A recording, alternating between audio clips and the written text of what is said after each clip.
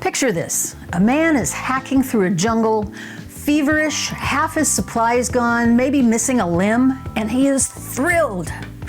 Not because he found gold, not because he found a cure for anything, because he thinks he's about to find a flower.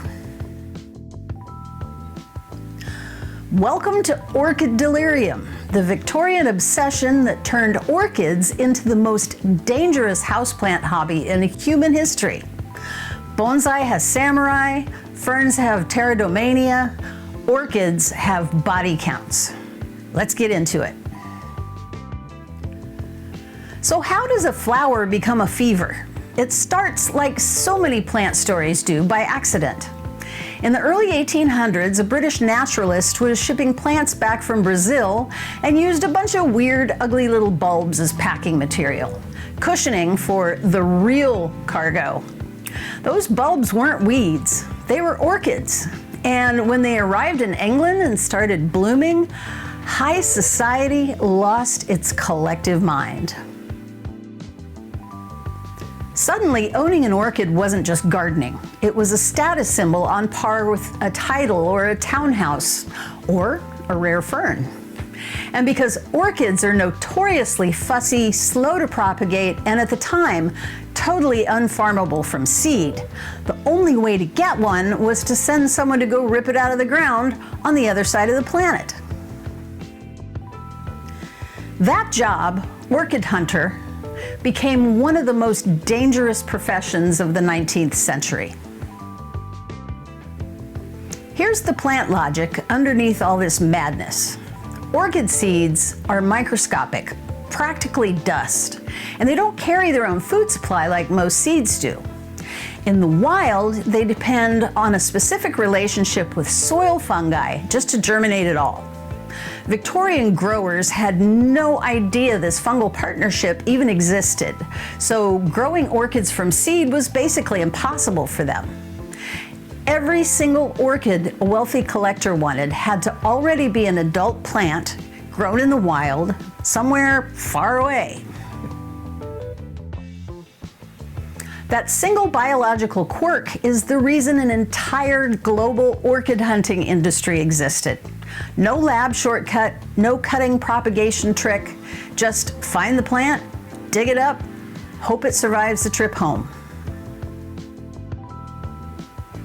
Nurseries, like the one that was run by Frederick Sander, who earned the title Orchid King and was eventually named Royal Orchid Grower to Queen Victoria herself, employed dozens of hunters and sent them out with basically one instruction: don't come back without something new.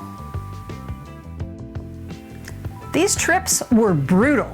Orchid hunters dealt with tropical disease, shipwrecks, hostile terrain, and each other, because rival hunters sent by competing nurseries would sometimes sabotage each other's expeditions to protect a discovery. One famous hunter kept going after losing an arm, replacing it with a hook, getting robbed, and still charging through the jungle anyway. You'd think he would have replaced the arm with a trowel. Multiple first-hand accounts from the era describe entire hunting parties being wiped out over a period of a few years. Fever, drowning, falls, wild animals, while the nursery back home just sent the next guy. And even when the plants survived the trek out of the jungle, most didn't survive the trip home. Shipments of thousands of orchids would leave a mountain range and arrive in London with barely a handful still alive. That scarcity wasn't a side effect. It was the entire economic engine. The harder something was to get, the more out of control the auction got. And the auctions really were unhinged. A newly discovered species landing at an English auction house could spark bidding wars between aristocrats willing to pay the equivalent of thousands of pounds for a single plant that might not even survive. If you lost the bid, you weren't just out of luck for the day, you might be waiting a decade for the winner's plant to grow large enough to divide and sell off a piece, or even longer for a hunter to come back with another one. This wasn't collecting anymore, it was speculation.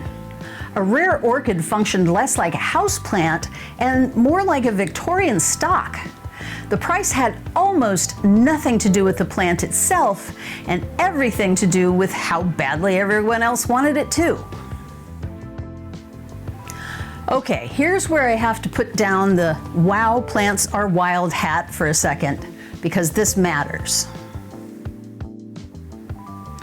Every one of these expeditions was only possible because European powers already had colonial infrastructure, ports, trade routes, local labor running through the exact regions being hunted: the Amazon, the Philippines, Madagascar, and Southeast Asia.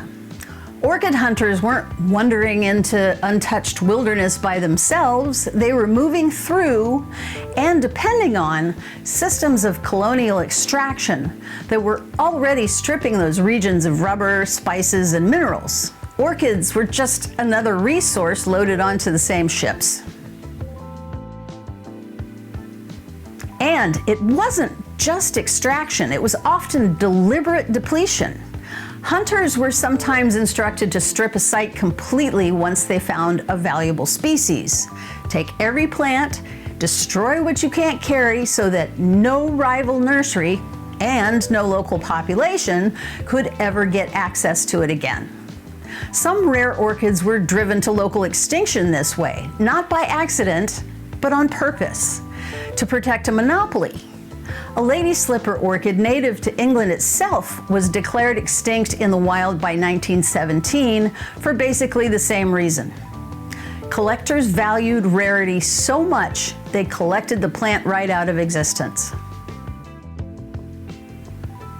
So the fever wasn't just about beautiful flowers driving people slightly insane.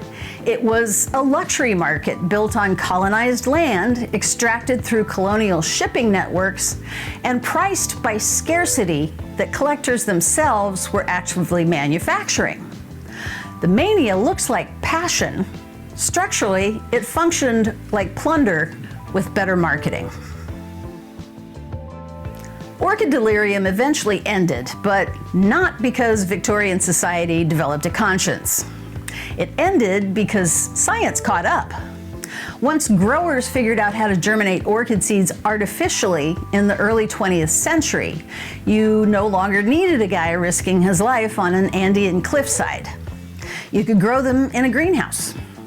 The mystique deflated pretty fast once supply stopped being the whole point. Which is kind of amazing, honestly. An entire era of jungle expeditions and insane auction prices undone by a lab technique. Compare that to your ficus over there, which you can propagate for free with a cup of water and mild neglect. So next time someone tells you houseplants are a boring hobby, tell them about the guy with a hook for an arm who fought off a jaguar for flower.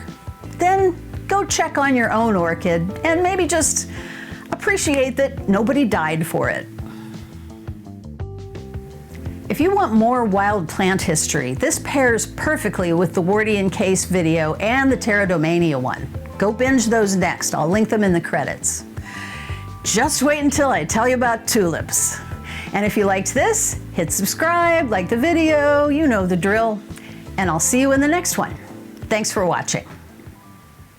If your plants look sad and you lost all hope, tried everything, you're at the end of your rope. Should you throw them out into the street? Nope, just ask Planty Jen. If you wanna be a planty acolyte, learn the tips and tricks to keep them growing right.